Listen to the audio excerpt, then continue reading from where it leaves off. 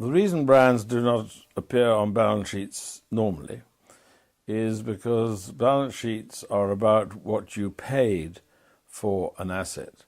So if you bought a new building, you paid £1 million for it, that £1 million goes on the balance sheet as the cost, no, not the value, but the cost of the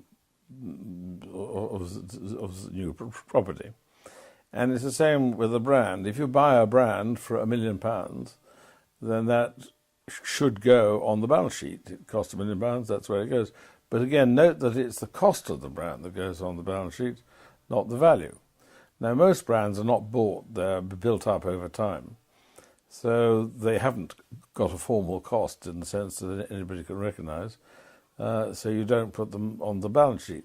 It's a completely phony argument, this, that was invented by those firms that are in the business of brand valuations, because if brands were on the balance sheet, they'd make a lot of money.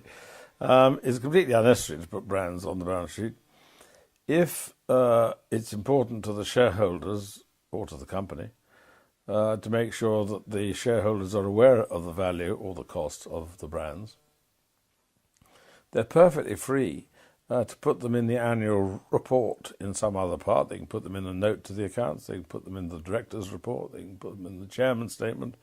They are encouraged to do that, actually, by the authorities who are asking companies to put the value or the cost or both of their brands in the annual reports, but not on the balance sheet. Now, it doesn't matter to a shareholder whether it's on page 39 or on page 86. If it's in the annual report, it's in the annual report. So the argument about whether it goes on the balance sheet is nonsensical. Yes, I think they should go in annual reports. Yes, I think shareholders should be advised.